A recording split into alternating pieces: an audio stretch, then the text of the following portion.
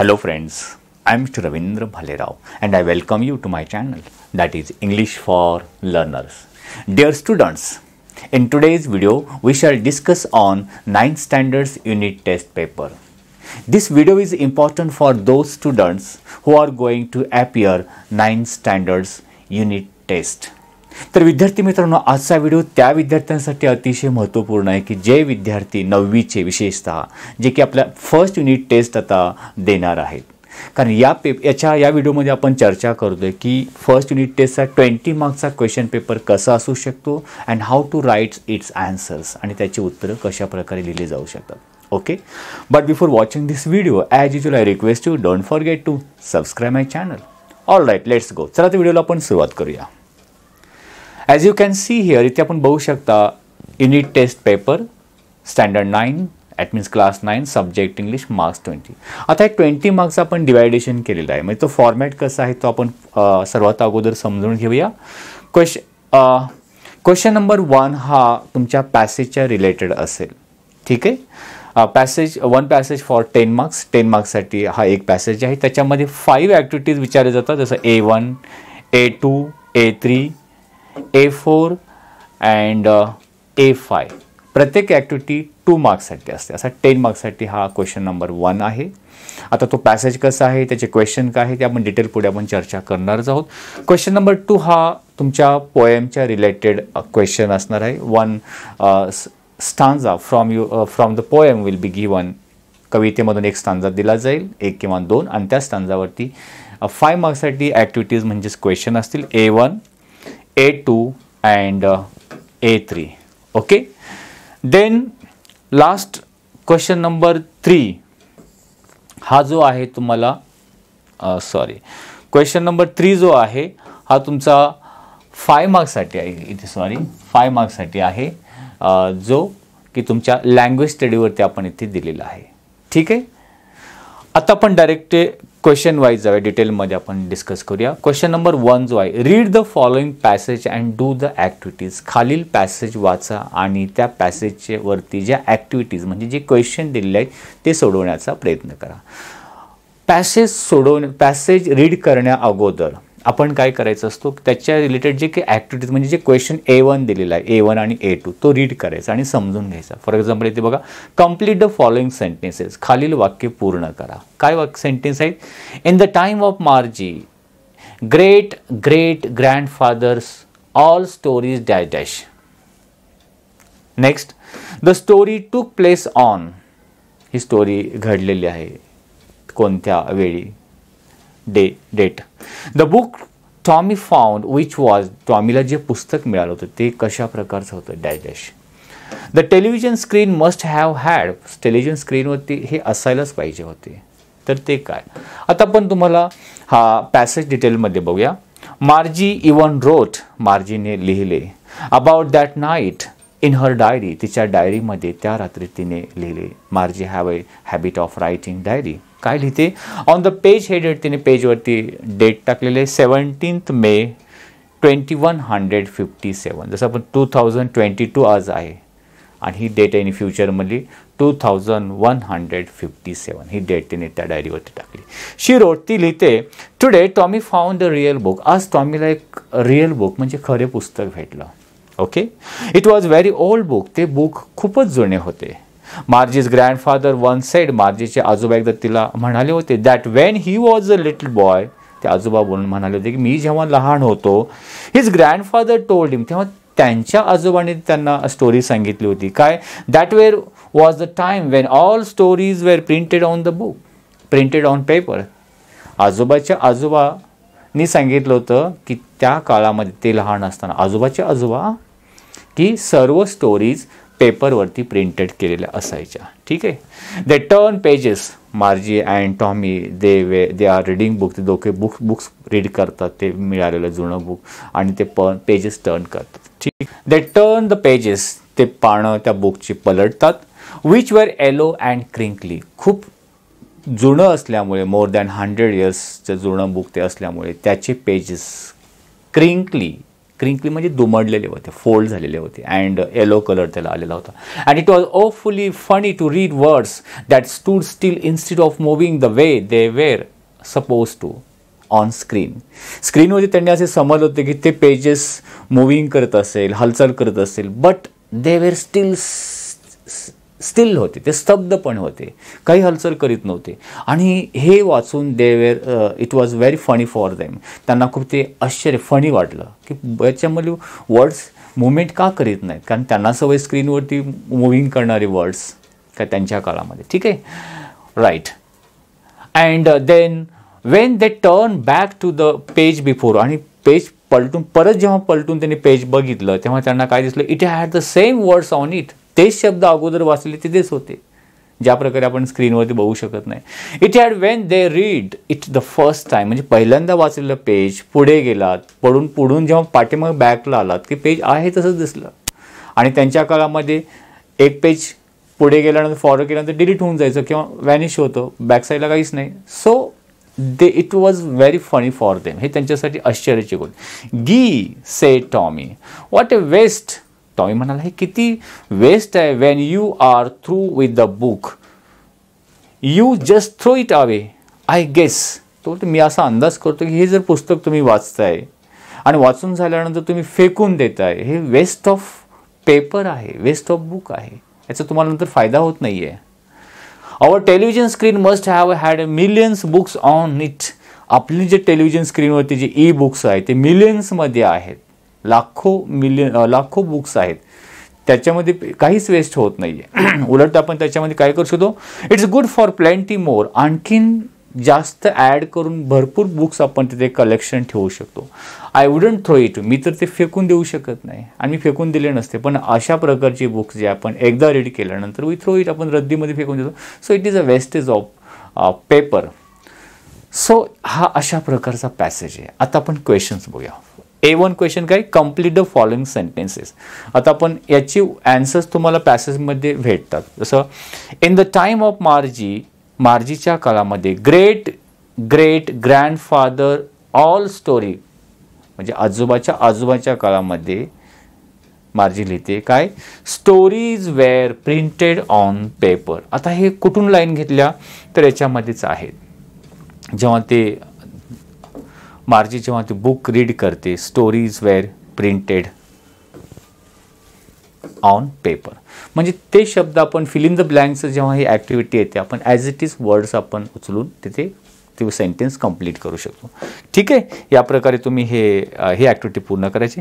The story took place, आता हिची story घडलेली आहे किंवा इन फ्युचरमध्ये, फ्युचरची डेट तिने मेन्शन केलेली आहे स्टार्टिंगमध्ये 17 May 2157 this date. The book Tommy found which was, टॉमीला जे बुक मिळालं ते कशा प्रकारे होते, which was a very old book. जसं आपण म्हणतो it was very old book. Next, the television screen must have had a million books on it. Television स्क्रीनवरती मिलियन्स बुक्स आपण त्याच्यावरती असू शकतात. ठीक आहे, सो हे 2 marks you will get easily. आता इथे जी ॲक्टिव्हिटी आहे, complete the following web diagram दिलेलं आहे ते तुम्हाला पूर्ण करायची. मार्जीस डिस्क्रिप्शन ऑफ द बुक, मार्जीने जे त्या बुकचं जे डिस्क्रिप्शन करून ठेवलं आहे आपल्या डायरीमध्ये 4 पॉईंट्समध्ये तुम्हाला ते लिहायचं. आपण ॲन्सर दिलेत. कशा प्रकारे ते बुक आहे, अ व्हेरी ओल्ड बुक, खूप जुन्या पद्धतीचं आहे. All stories were printed on paper, ते अशा प्रकारचं बुक आहे आजोबाच्या काळामध्ये, म्हणजे ते सर्व स्टोरीज वगैरे पेपरमध्ये प्रिंट केलेले आहेत. Pages were yellow and crinkly and it is a real book. So this point wise we can describe that Margie's book. Next question A3, जे तुमच्या ग्लोसरी किंवा वर्डच्या रिलेटेड असतो question. Right 4 describing words from the passage. Describing words, स beautiful clever boy. Boy कसा आहे, clever हा काय करतो, डिस्क्राईब करतो कोणाला, बॉयला. मग डिस्क्राईब म्हणजे विशेषण असं ॲडजेक्टिव्ह, त्याला डिस्क्रायबिंग वर्ड्स म्हणजे. असे डिस्क्रायबिंग वर्ड्स पॅसेजमधून कमीत कमी तुम्हाला 4 लिहायचे असतात. जसं बुक शब्द आहे, बुकचं वर्णन केलं रिअल, मग डिस्क्रायबिंग वर्ड्स कोणतं आहे, real. Little boy. Yellow and crinkly पेजेसचं डिस्क्रायबिंग वर्ड, म्हणजे डिस्क्रायबिंग वर्ड्स तिथे कोणते आहेत, yellow and crinkly. Good, it was good book. So real, little, yellow, crinkly, good, these are describing words.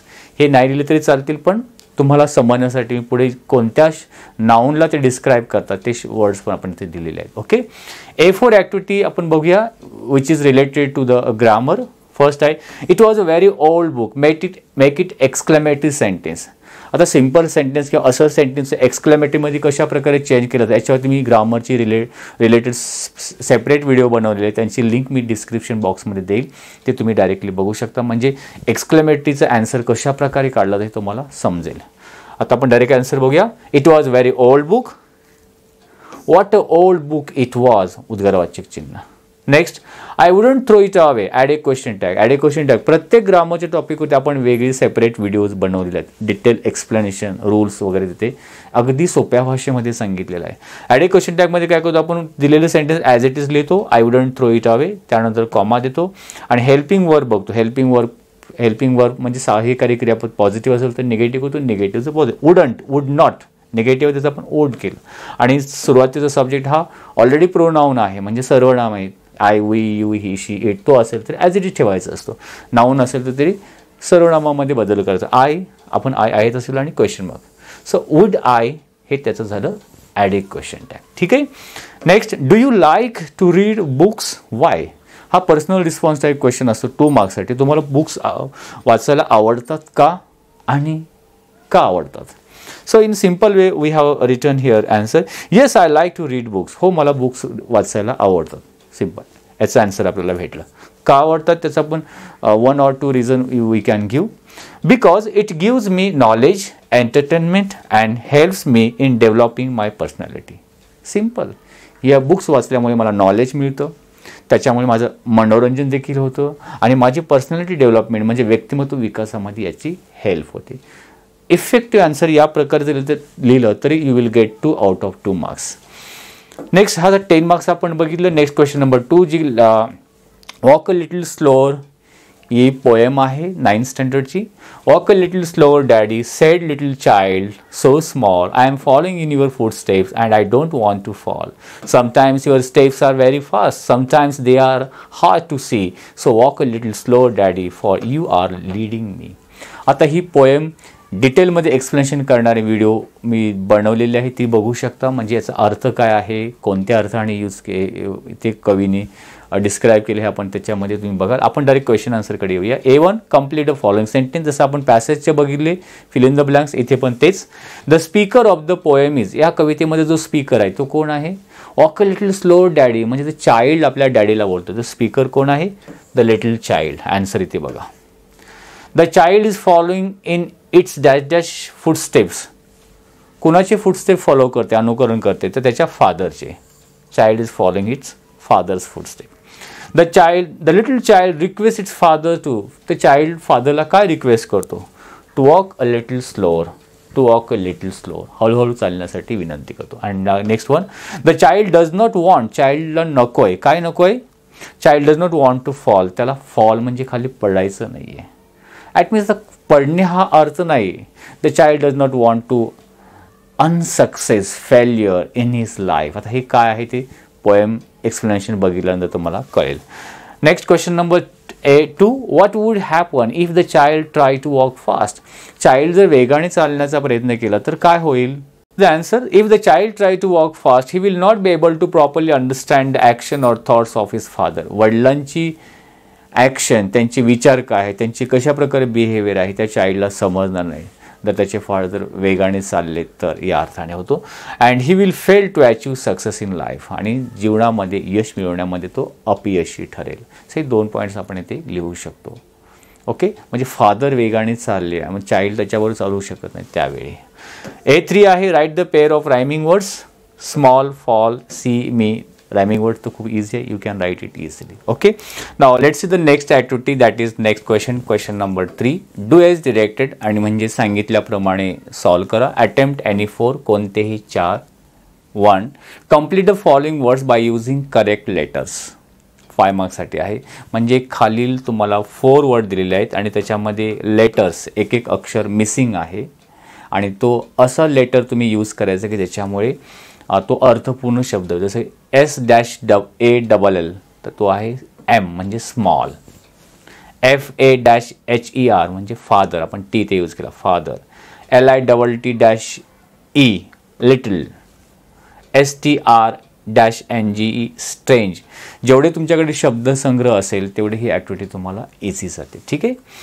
Next, put the following words in alphabetical order. Alphabetical ऑर्डरमध्ये शब्द लिहा. जसं screen, better, टीच, funny. Alphabetical order म्हणजे ABCD क्रम.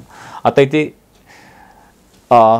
ए नंतर बी, बी नंतर C. जसं आपण इथे बघितलं एस आहे पहिला शब्द, इथे अक्षर बी आहे, टी आहे, एफ आहे. मग जेव्हा आपण ABCD बोलतो फर्स्ट लेटर कोणतं येईल? बी. म्हणून आपण बेटर पहिला घेतला. बी नंतर टी येईल की एफ येईल की येईल तो ABCDEF. त्यानंतर फण, एफ फॉर फणी. एस त्यानंतर एस फॉर स्क्रीन आणि नंतर टी येतो, टी फॉर टीच. नेक्स्ट ग्रुपमध्ये बघा फर्स्ट लेटर जवळपास सेम आहे. मग सेकंड लेटर बघणार. इथे ई आहे, इथे ए आहे, इथे ओ आहे, इथे ई आहे. मग फर्स्ट लेटर कोणतं येईल? ई येईल, ए येईल, ओ की ई? ए. मग त्याने ई, ए फॉर लाफ. आता ए नंतर ई येतो, ओ येतो की? आता ईच येणार, ABCDE. पण ई दोन ठिकाणी आलं, इथे पण आहे आणि इथे. मग थर्ड लेटर दोन्हीमध्ये घ्यायचा. इथे थर्ड लेटर ए आहे, इथे एस आहे, म्हणजे आपण लर्न. त्यानंतर लेसन अँड लव. सो या प्रकारे अल्फाबेटिकल ऑर्डर देखील खूप इझी आहे. आणखीन तुम्हाला सविस्तर याची माहिती हवी असेल तर याच्यावरती सेपरेट व्हिडिओ बनवला आहे, तो तुम्ही बघू शकता. त्यानंतर make 4 words minimum 3 letters using the letters in the word television. एक शब्द दिलेला असेल, जसे ते टेलिव्हिजन दिलं आहे आणि त्याच्यामध्ये जे लेटर्स आहेत म्हणजे अक्षर आहे, टी आहे, ई आहे, एल हे अक्षर, यांचाच यूज करून नवीन शब्द तयार करायचा. फक्त क्रायटेरिया काय आहे की प्रत्येक शब्दामध्ये कमीत कमी 3 अक्षर असावं, 3 पेक्षा जास्त नको. आता मग आपण याच्यामध्ये शब्द घेऊन विजन, अर्थपूर्ण अर्थ असायला. त्यानंतर ओ घेतला, आय घेतला, L oil, set, SET set, LET let, EVIL evil. Minimum 4 words व्हायला पाहिजे. 4 पेक्षा जास्त 5, 6, 7 तुम्ही तयार करू शकता. सो या प्रकारे ही ॲक्टिव्हिटीज आपण कंप्लीट केल्या फॉर 1 मार्क.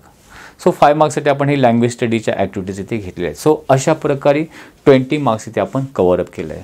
तर मित्रांनो, आय होप तुम्हाला हा व्हिडिओ नक्कीच आवडला असेल तर लाईक आणि शेअर करायला विसरू नका. आणि हो, तुम्हाला जर काही सजेशन द्यायचं असेल तर कमेंट बॉक्समध्ये लिहून सांगू शकता. Wish you good day, take care, thank you very much.